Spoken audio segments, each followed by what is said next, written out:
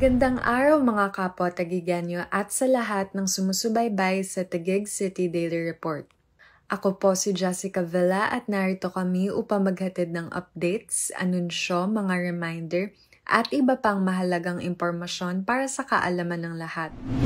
Makabuluhan ang ika-14 ng Setyembre 2023 sa mayabong na kasaysayan ng Taguig dahil sa ginanap na paglagda ni Mayor Lani Cayetano at National Historical Commission of the Philippines Chairman Dr. Emmanuel F. Calairo ng isang Memorandum of Agreement sa Convention Hall, New City Hall Building.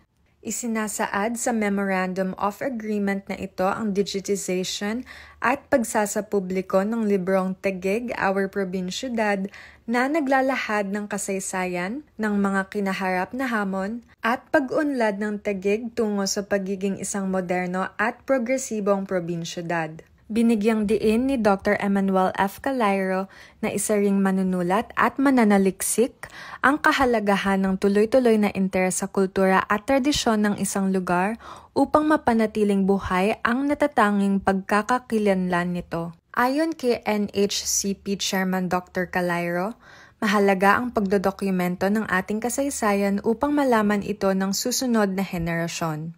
Bilang isa sa pinakaunang lungsod na nakilahok sa proyektong Alaala ng Bayan ng Pambansang Komisyong Pangkasaysayan ng Pilipinas, lubos na ikinagagalak ni Mayor Lani Cayetano na ibahagi hindi lamang sa mga Tagigenyo kung hindi sa buong mundo ang natatanging kwento ng ating mahal na Taguig.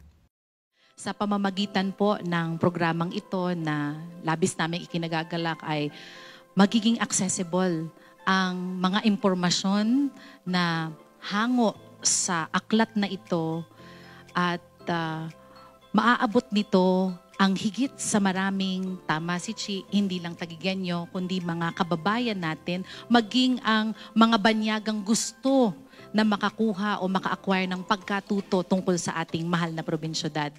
Bilang isang transformative, lively at caring probinsiyudad, ang lungsod ng Taguig ay matagumpay na ipinapakita na sa ilalim ng isang epektibong pamumuno, posibleng maging progresibo at moderno at may pagpapahalaga at paggalang pa rin sa mga tradisyon at kasaysayan.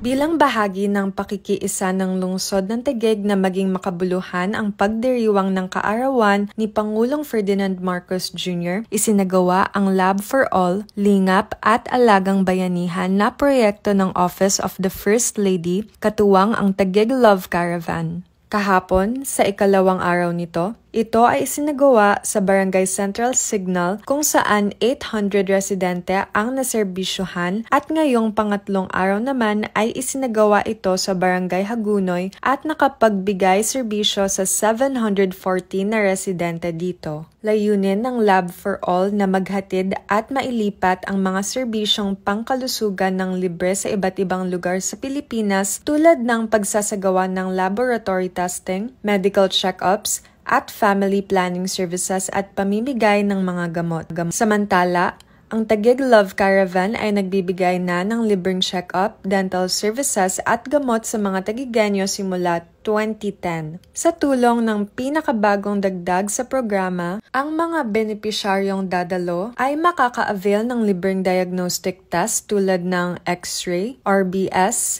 CBC, urinalysis, platelet count, blood typing, ECG at ultrasound sa pamamagitan ng mobile diagnostic van. Ang Lab for All at Taguig Love Caravan ay sabay na naghatid ng serbisyong dental at medical tulad ng laboratory, ECG at X-ray. Nakatanggap din ng libreng hearing aid at mga gamot ang mga nangangailangang Tagigenyo. Kasabay nito, nagsagawa din ng food demo at naghandog ng libreng nutrition packs, seedlings at urban garden harvest ang lungsod. Personal namang binisita ni Mayor Lani ang Lab for All at Taguig Love Caravan at nagpasalamat sa mga dumalo sa kanilang patuloy na pakikiisa sa mga programa ng lungsod. Nalulugod po ako na i-welcome kayo sa ating Love Caravan.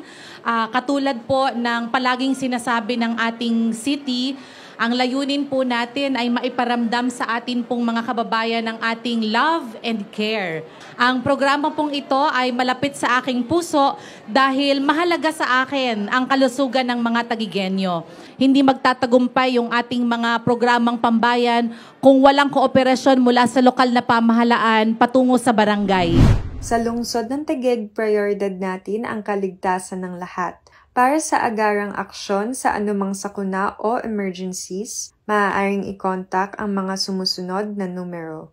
Command Center 028-789-3200, Taguig Rescue 0919-070-3112, Taguig PNP 028-642-3582 or 0998-598-7932, Taguig BFP 028-837-0740 or 028-837-4496 or 0906-211-0919.